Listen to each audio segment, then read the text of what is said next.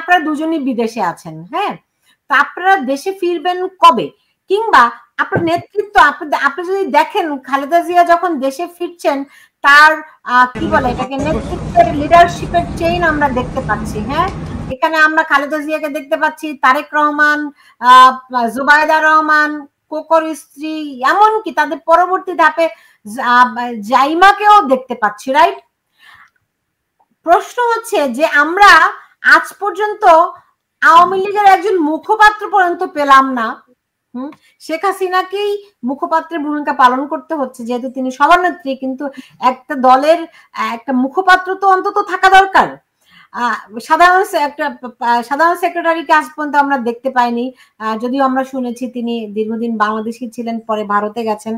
তো এই যে এইরকম একটা পরিস্থিতি, তাহলে আওয়ামী লীগ দাঁড়াবে কবে? আওয়ামী লীগ আজকে আমরা দেখতে পাচ্ছি নির্বাচন, আপনারাই বলছেন যে নির্বাচন হবে না, নির্বাচন এই ইউনূস সরকার দিবে না। এই সরকার অলরেডি আমাদের ভূখণ্ড অনেকখানি হারিয়ে ফেলেছে, যে আরাকানিরা অলরেডি অনেকখানি দখল করে নিয়েছে। একটা রাজনৈতিক দল হিসেবে আওয়ামী লীগের ভূমিকা কোথায়? তাদেরকে তো আমরা দৃশ্যমান দেখতে পাই না, কিন্তু আপনারা বলছেন যে একটা ষড়যন্ত্র হয়েছে। ষড়যন্ত্র তো হয়েছে, ষড়যন্ত্র যুগে যুগে সব সময় সব দেশে সব সরকারের বিরুদ্ধেই হয়, এটা নাথিং নিউ। তো সেই ফেইলিয়ারের কথা তো ডক্টর সিদ্দিকুর রহমান আপনি বলেছেন, কিন্তু আমি জানতে চাই নেক্সট কি, আপনারা কবে ফিরবেন, কবে আপনাদের?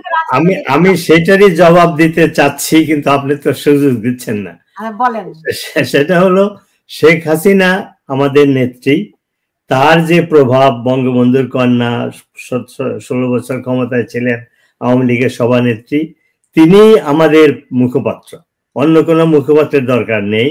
আর তাছাড়া যেমন সাধারণ সম্পাদক, তিনি দেশের অভ্যন্তরে ছিলেন, সে এখন কোথায় আছে আমরা সঠিক জানি না, কিন্তু তিনি যেমন গতকালকে একটা ঘটনাই বলি, গতকালকে তিনি মহিলা আওয়ামী লীগ জামালপুরের মহিলা গ্রুপের সাথে 1.5 ঘন্টা কথা বলেছেন। তারপরে কয়েক ঘন্টা পরে তিনি নিউ ইয়র্কে আমাদের সাথে প্রায় 1 ঘন্টা কথা বলেছেন। এই গণসংযোগটা উনি করে যাচ্ছেন। আর তাছাড়া যেটা আপনি ভিডিওতে আমরা দেখতে পাচ্ছি যে এখন হাজার হাজার লোকের মিছিল হচ্ছে, ছাত্রলীগকে ব্যান করেছে, সেই ছাত্রলীগ প্রকাশ্যে নামছে, তারা জয় বাংলা স্লোগান দিচ্ছে, কৃষক শ্রমিক তারা বলছে আগেই আমরা ভালো ছিলাম, মানুষ না খেয়ে আছে, শ্রমিকরা না খেয়ে আছে, একটা বিদ্রোহের পরিবেশ। আওয়ামী লীগ ছিল কর্মী নির্ভর দল, সেই দলকে কারা ধ্বংস করেছে? আমি সেটার আগে আমি যেটা বলছি, আপনার প্রশ্নের জবাব দিচ্ছি, সেটা হলো আওয়ামী লীগের কি বলে তৃণমূল পর্যায়ের কর্মীরা রুখে দাঁড়িয়েছে।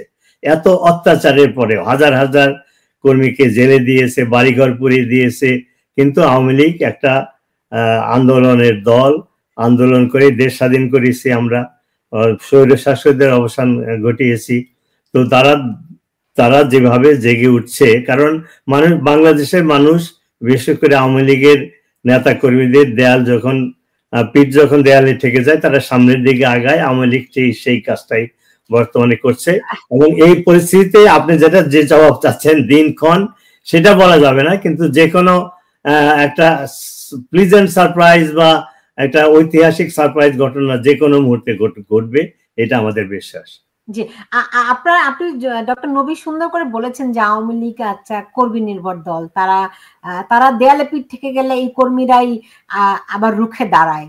কিন্তু কর্মীদের অভিযোগ যে যখন সরকার মানে আওয়ামী লীগ ক্ষমতায় থাকে, তখন এই কর্মীদের কোনো অস্তিত্ব থাকে না। এই কর্মীদের উপরে হাইব্রিডরা এসে এই কর্মীদের কে দমিয়ে রাখে, এবং নেতারা তাদেরকেই, ওই যারা তোষামতকারী, হ্যাঁ, তাদেরকেই প্রশ্রয় দিয়ে মাথায় তুলে এই আজকে যেসব কর্মী মারা যাচ্ছে, যাদেরকে পিটিয়ে হত্যা করা হচ্ছে, যারা জীবনের ঝুঁকি নিয়ে পালিয়ে বেড়াচ্ছে, শুধু পালিয়েই বেড়াচ্ছে না, তাদের থাকার জায়গা নাই, খাওয়ার পয়সা নেই, জীবনেরও কোনো নিরাপত্তা নেই, এই অবস্থায় তারা বাংলাদেশের ভেতরে দিন কাটাচ্ছে, এবং এই মিছিলগুলো করতেও আবার তারা সাহস নিয়ে বের হচ্ছে। কিন্তু তাদের শঙ্কা এরপরে তাদের আবার অস্তিত্ব থাকবে না। আগে বিগত দিনেও যেমনটি হয়েছে, যে আওয়ামী লীগকে ঘুরে দাঁড় করাতে যেই কর্মীরা জীবন বাজি রেখে রাস্তায় নামে, হ্যাঁ, সংগ্রাম করে, তাদের আর পার্টি মূল্যায়ন করে না। তখন ওই ভিন্ন ভিন্ন জায়গা থেকে হঠাৎ উড়ে এসে জুড়ে বসাদেরই ইয়ে করে, কি বলে, সম্মানের আসনে বসায় আওয়ামী লীগ। এটি ঢালাও ভাবে অভিযোগ ডক্টর সিদ্দিকুর রহমান। এমনকি এই অভিযোগ আপনার বিরুদ্ধেও আছে। না, আমার বিরুদ্ধে আছে, অ্যাবসলিউটলি। এটা স্বাভাবিক। এটা আওয়ামী লীগ একটা সর্ববৃহৎ দল বাংলাদেশে, এক পরিবারে বিভিন্ন মত। আমি মনে করি এটা কোনো খারাপ দিক না, স্বাভাবিক। এটা আমাদের হিউম্যান, এটাই আমাদের বসতে, আমাদের মানুষ হিসেবে এটার বাইরে আমরা কেউ না। তবে আপনি যেটা বলছেন, আমাদের কোনো রাজনীতিতে কোনো টাইম লিমিট দেওয়া যায় না যে অমুক দিনে অমুক কিছু করবেন। বাংলাদেশ স্বাধীন হয়েছে বঙ্গবন্ধুর নেতৃত্বে 23 বছর, তার সেই প্রচেষ্টা প্রতি স্টেপে স্টেপে কাজ করছেন এবং সমস্ত কিছু আন্দোলনকে সংগঠিত করে সারা বাংলাদেশে সেই সময়ে সকলকে একটি অবস্থায় নিয়ে এসেছিলেন, এবং সেটা কিন্তু একদিনে হয়নি। আমি বুঝতে পারছি, কিন্তু আপনি আমার প্রশ্নের উত্তর দেন যে এই যে সমস্ত কর্মীরা জীবনের বাজি রেখে আজকে রাজপথে নামছে, এবং আগেও ধরেন ৭৫-এর পরে আওয়ামী লীগের ক্ষমতায় আসতে ২১ বছর লেগেছে, এই ২১ বছরেও কিন্তু আওয়ামী লীগের একেবারে তৃণমূলের কর্মীরা এই দলকে বাঁচিয়ে রেখেছিল। পরবর্তীতে যখনই ক্ষমতায় আসে আওয়ামী লীগের আর কোনো অস্তিত্ব থাকে না, তখন কোথা থেকে কে কে এসে যেন আপনাদের চারপাশে, নেতাদের চারপাশে থাকে, আসলে লোকজন থাকে না। এটা তো সবই যে হাইব্রিড ছিল ২-৪ জন, এটা সবসময় থাকে, এটা থাকবে। এখান থেকে বেরিয়েও যায়, এখান থেকে যে একেবারে আমরা 100% পারফেক্ট হয়ে যায় তা না।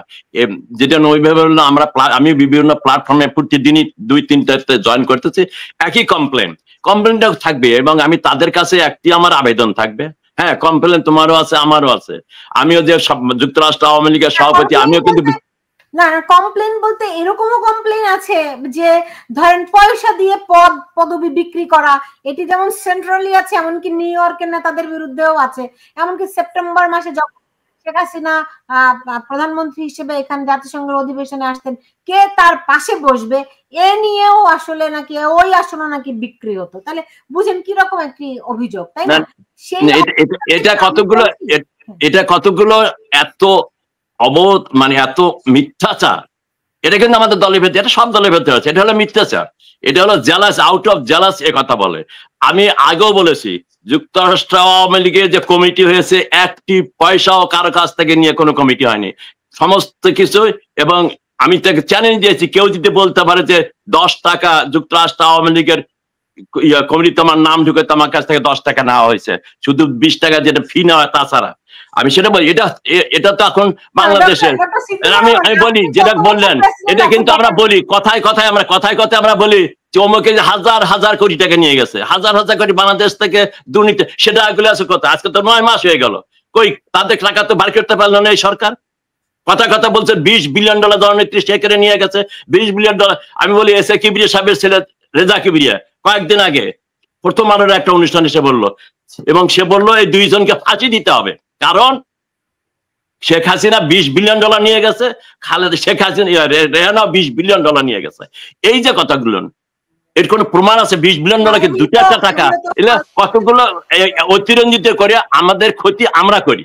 বাংলাদেশেও বিভিন্ন নেতা কর্মীরা এবং মন্ত্রী এবং এমপিদের বিরুদ্ধে যা না হয়েছে তার চেয়ে 1000 গুণ বেশি করে আমরা কথা বলা, এটা একটা প্রবণতা আছে। এখান থেকে কিন্তু আমাদের বের হয়ে আসতে হবে। আপনি দেখেন, যারাই বাইরে আসছে তারা কিন্তু কেউ সুবিধা নেই। আমি তো প্রায় সবার সাথে যোগাযোগ করি, তোমরা শুনি তোমরা হাজার কোটি টাকা পাচ্ছ, এখন তোমরা 500 টাকা দাও না কেন আমার এই অনুষ্ঠানের কথাটা? যদি আমরা এক পর্যায়ে বলছি লবিং করার জন্য, আমরা লবিং করার জন্য ওই ভাইরা লবিং করে, আমরা কোনো টাকা পাই না। একটা প্রেস কনফারেন্স করার জন্য আমরা কোনো টাকা পাই না। আমি আগে নবান্নতে অনুষ্ঠান করতাম, এখন নবান্নতে অনুষ্ঠান করার মতো ক্ষমতা আমার দলের নাই। এখন কেন নাই? যদি আমরা এত হাজার কোটি টাকা নিয়ে, তাহলে আমরা সেটা গেল কোথায়? আমি আমাকে অফার করতেছি, যারা টাকা বানিয়েছে, তারা দুর্নীতি যারা করেছে, আপনার মাধ্যমে আমি অফার করতেছি আমার বিরুদ্ধে।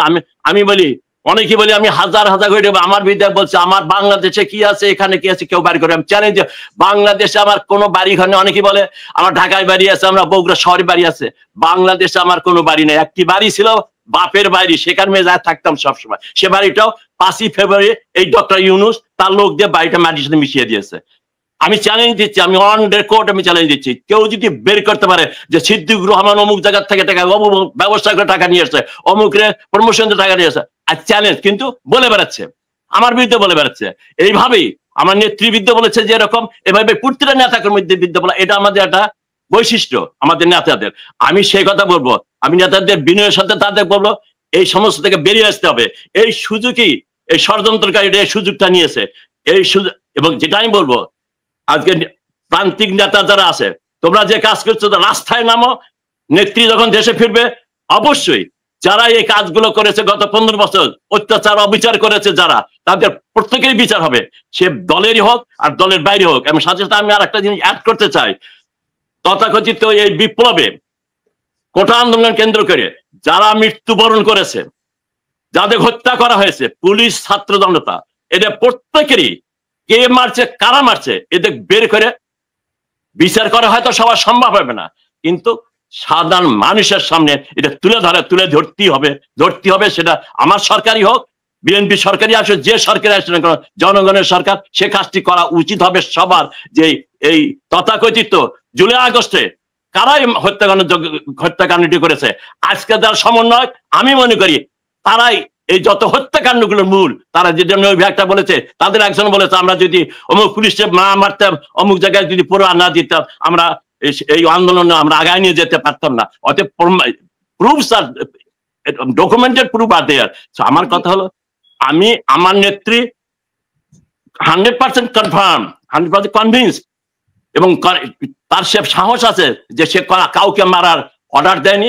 যে গণহত্যার কথা বলা হচ্ছে, কে গণহত্যা করেছে? ডক্টর ইউনূস। একদম আওয়ামী লীগ একদম ধোয়া তুলছি পাতা। আওয়ামী লীগের যে সমস্ত নেতাদের বিরুদ্ধে অভিযোগ আছে, তার কেউ কোনো দুর্নীতি করেনি, সবাই ফেরেশতা পর্যায়ে, মানে কেউ কোথাও কোনো অপরাধ তারা কেউ করেনি। আমি সে কথা বলছি না, আমি সে কথা বলছি না। যারা করছে, আমি এটা অ্যাড করি, যারা করছে তাদের বিরুদ্ধে অবশ্যই দেশের আইন অনুযায়ী ব্যবস্থা গ্রহণ করা উচিত। যারা অবৈধভাবে বাড়ি ঘর করছে, ঢাকাতে যদি একজনে, আমি কয়েকদিন আগে একটা কথা বলেছিলাম যে আপনি এই কাজটা করেননি কেন, এখন আজকে 9 মাস হয়ে গেছে, আপনি বাড়িগুলো পুড়িয়ে দিলেন কেন? আপনি বাড়ি পুড়িয়ে না দিয়ে, যে বাড়ি যদি অবৈধ হয়ে থাকে, বাড়িটা সরকারে নিয়ে নেন, ওই বাড়ি বিক্রি করে সরকারের কোষাগারে সে টাকা নিয়ে যান। আমার বাড়িটা পড়া হচ্ছে, বাড়ি পুড়ে আমার যদি বাড়িটা পড়া হলো কেন? পুড়ে কার ক্ষতি হয়েছে? দেশের ক্ষতি হয়েছে, জনগণের ক্ষতি হয়েছে। এইটা না করে যারা, আপনি যেটা বললেন, আমি বলছি না তুলসী পাতা, যারা চুরি করছে, যারা অন্যায়ভাবে অর্থ উপার্জন করছে, সে আমার দলের হোক, আমলা হোক, আর্মি হোক, এদের সবাইকে বের করা দরকার, এদের সবাইকে ধরা উচিত এবং দৃষ্টান্তমূলক শাস্তির ব্যবস্থা করা উচিত।